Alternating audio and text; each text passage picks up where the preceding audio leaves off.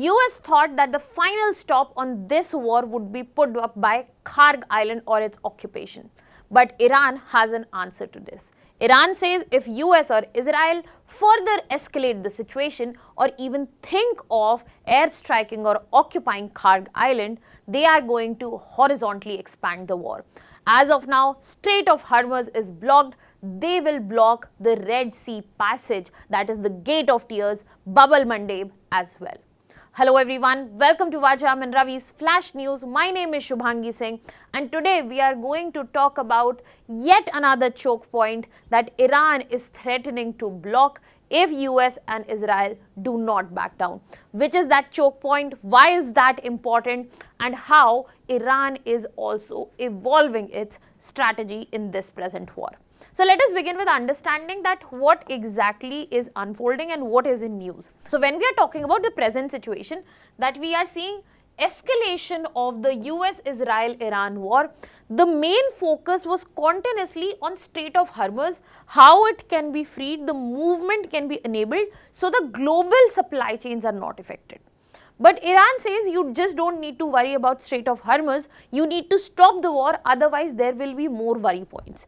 So Iran has said that we will going to expand the war into Red Sea, and this is just a response to US and Israel, the escalation that is happening, and if they decide to threat Iranian territory, specifically Karg Island. What exactly is being aimed for here is the Bab-el-Mandeb Strait.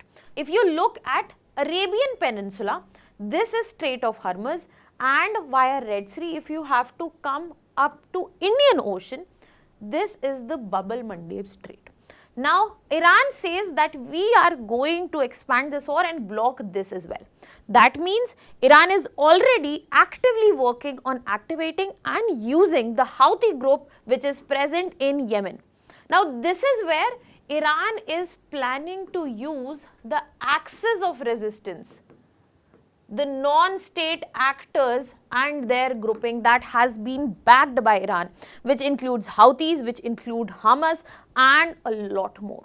So all of these non-state actors also are going to have a stakehold in this situation, especially when we are talking about choke points. So when we are talking about this war is gradually turning into a choke point war, because Iran knows if the consequences are on the globe, then the economies, the countries are going to come together and put pressure on US to give up in this particular war. So the next strait that Iran is threatening is the Bab-el-Mandeb Strait.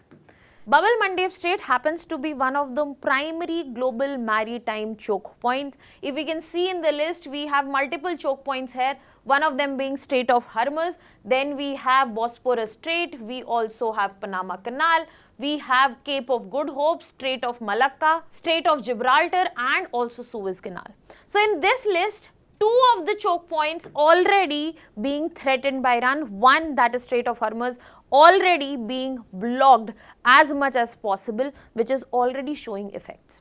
So when we are talking about this particular situation, this clearly shows that Iran is expanding the war horizontally, they are not taking it vertically up. That means in terms of escalation, the weaponry they are using and the territories they are targeting, that is not escalating. Rather, they are going to horizontally increase the affected areas which are present.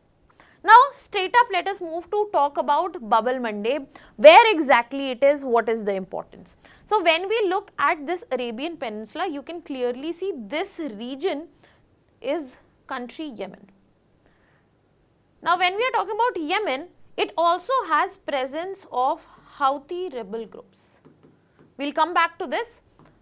But if we are talking about specifically the location of Bab-el-Mandeb Strait allows the movement from Red Sea to Gulf of Aden and then towards Arabian Sea here. Now, when we are talking about presence of Bab-el-Mandeb, you can see one side we have Djibouti, on other side we have Yemen. Now, as I was talking about Houthi rebel groups, now these are backed by Iran.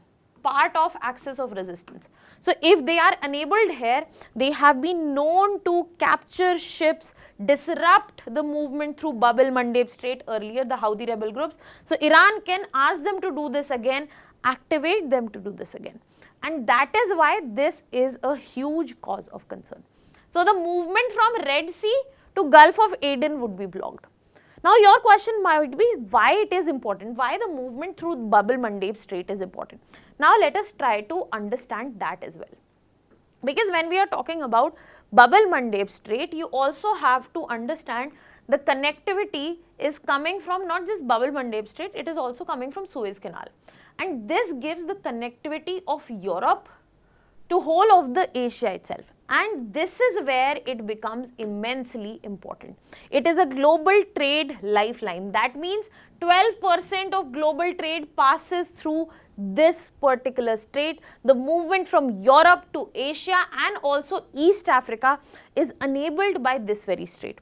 Apart from that, going back to the Persian Gulf region, which is one of the energy hotspots of the globe, the energy transit corridor is also present here. The movement from Middle East to Europe, the transportation of energy happens from here, be it oil, be it LNG and others. And this is where the choke point advantage of Bab-el-Mandeb Strait comes in. It is a narrow passage.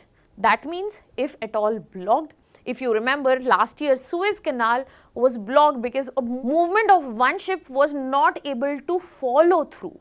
That led to a lot of repercussions, but imagine if there is going to be a disruption due to this particular war, it is going to create massive impact.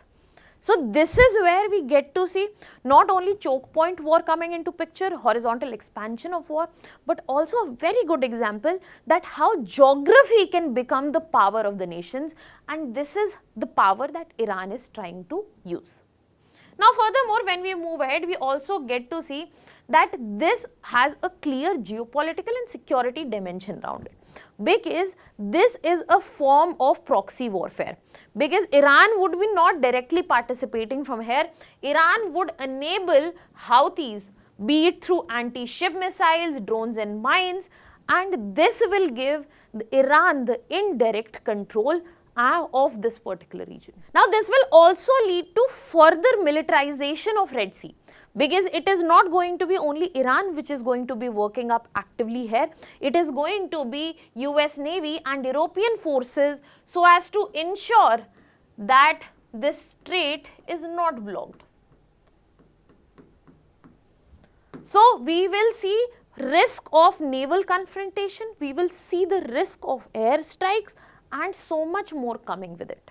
Now that is not all. This is also a very good example where we get to see from the security dimension that this is a good example of asymmetric warfare. That means this is the place where Iran would not be investing heavily, they would be using low cost tools such as drones, such as mines, but their low cost input will bring high impact outcomes. So this also becomes an ideal zone for hybrid warfare. And as we are continuously saying, high impact outcomes, what are the outcomes that we are expecting and we are so afraid of? We are afraid of the fact that if Bab-el-Mandeb is blocked, then there will be huge trade disruption and this will be unprecedented. Because initially it was just Strait of Hormuz, we cannot forget what happened to the global market, what happened to global supply chains, Indian financial market, the stock market, and also safe haven assets, they took a huge plunge. So if Bab-el-Mandeb is blocked, in that particular scenario, if we look at it, this is Cape of Good Hope.